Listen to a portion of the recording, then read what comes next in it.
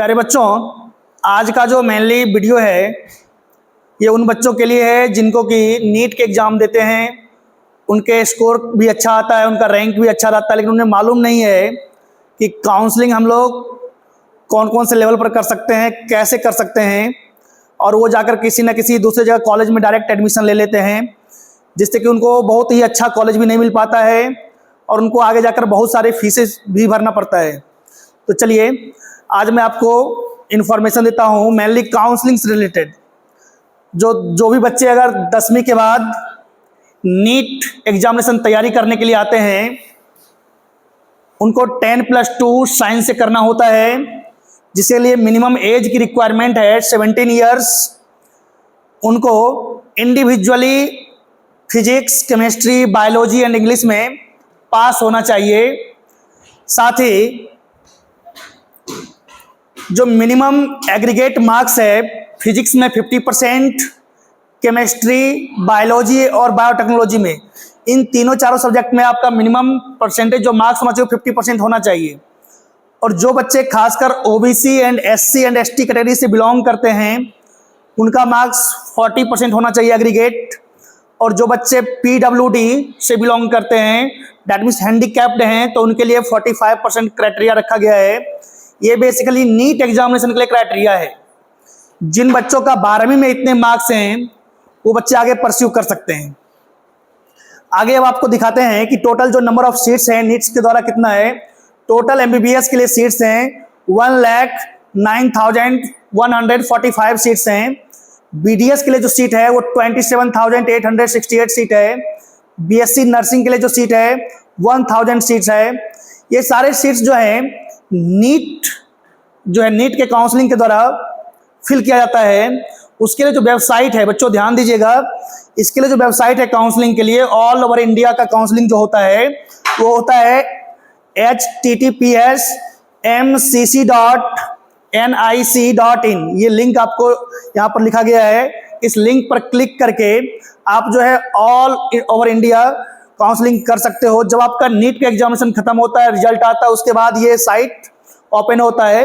यहाँ पर जाकर आपको जो है कंप्लीट इसके बारे में एक इन्फॉर्मेशन रहता है, वो डाउनलोड कर लो। उसमें आपको दिखेगा कि हर एक इन्फॉर्मेशन कब फिल करना है और कब इसका रिजल्ट आएगा। और रिजल्ट के बाद आपको फिर से जाकर देखना है, तो उसमें आपको एक कॉलेज एलोकेट किया जाएगा या नहीं मिलेगा तो फिर नेक्स्ट राउंड के लिए ट्राई करना है।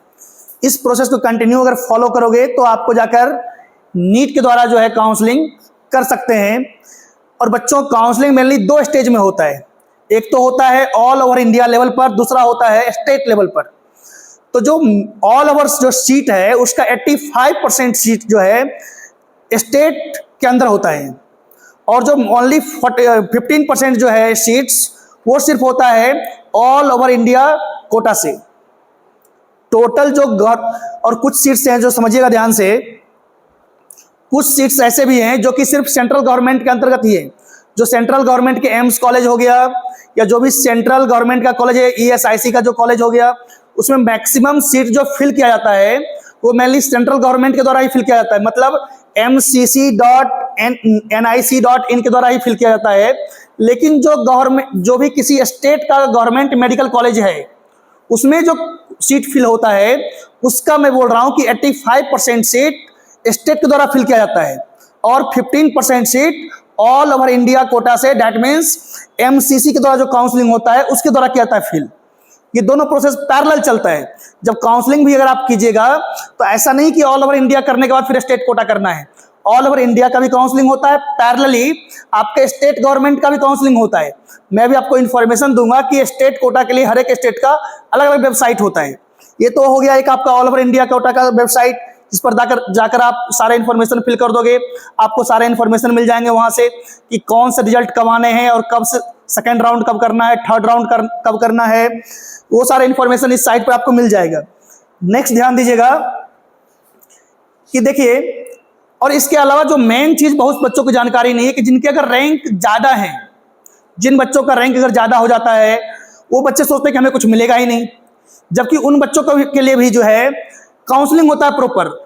बीएएमएस जिनको करना है, बीएसएमएस करना है, बीओएमएस करना है, बीएचएमएस करना है, बी फार्मा करना है, उनके लिए भी जो है सेंट्रल गवर्नमेंट के द्वारा भी काउंसलिंग होता है।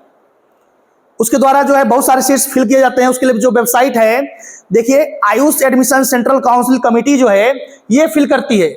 इसका जो वेबसाइट है aacc.gov.in, ये जो है basically Ayush admission central council committee है, जो कि आपको BAMS, BHMS, BAMS, B pharma के लिए सीट फिल करती है। इसका भी काउंसलिंग होता है, सेंट्रल गवर्नमेंट के द्वारा भी होता है, और हर एक के लिए स्टेट लेवल पर भी काउंसलिंग होता है। अगर काउंसलिंग के थ्रू अगर आप जाते हैं तो आपके आगे प्रॉब्लम ही नहीं आएगा, आपको एक भी पैसे देने की जरूरत नहीं पड़ेगी।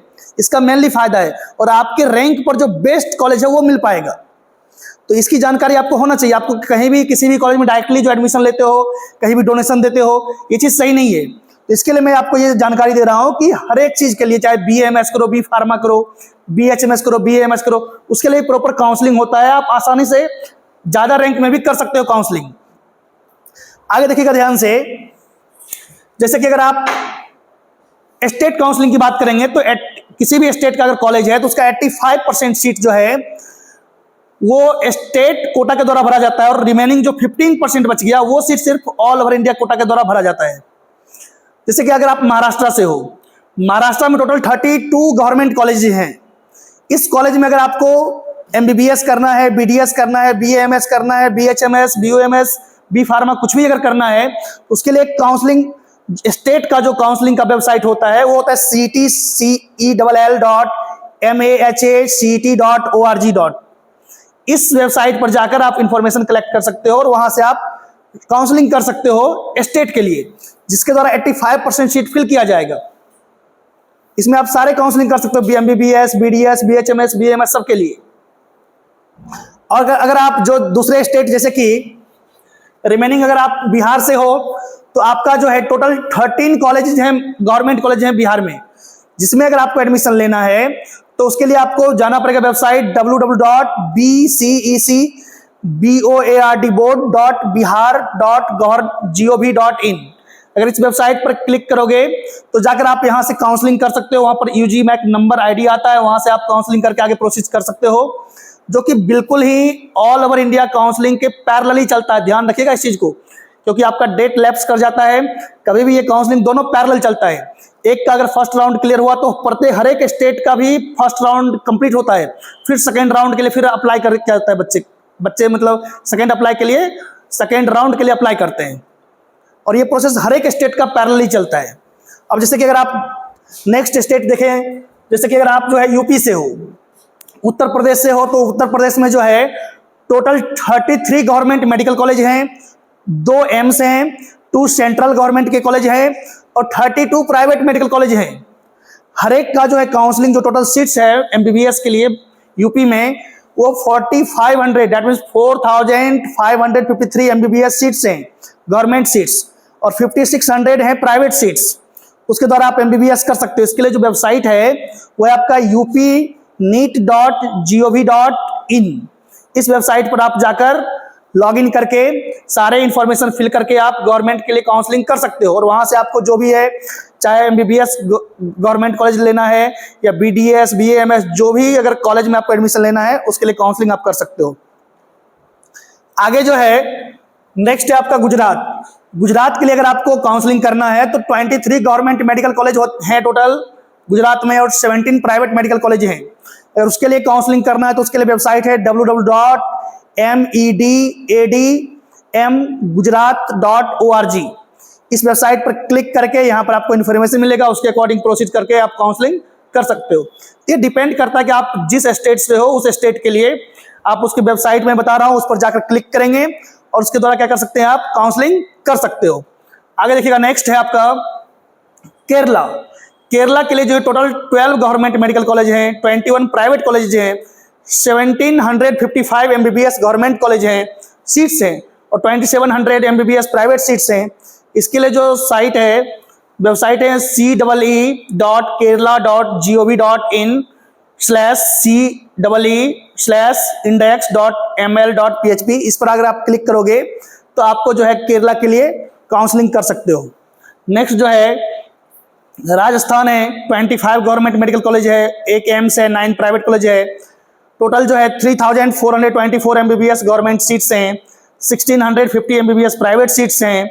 इसके लिए जो अगर आपको काउंसलिंग करना है तो काउंसलिंग करना पड़ेगा RAGJUG NEET2024.org।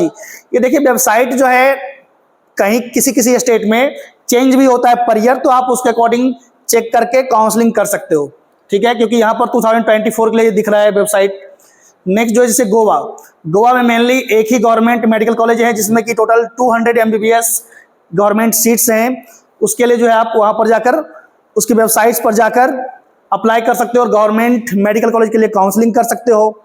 तो बच्चों मेनली मेरा ये वीडियो बनाने का मकसद ये है कि जिनका भी MBBS कॉलेज में अगर मान लीजिए आपको नहीं लग रहा है तो ऐसा नहीं कि उन बच्चों को फिर डायरेक्ट ही एडमिशन लेना है।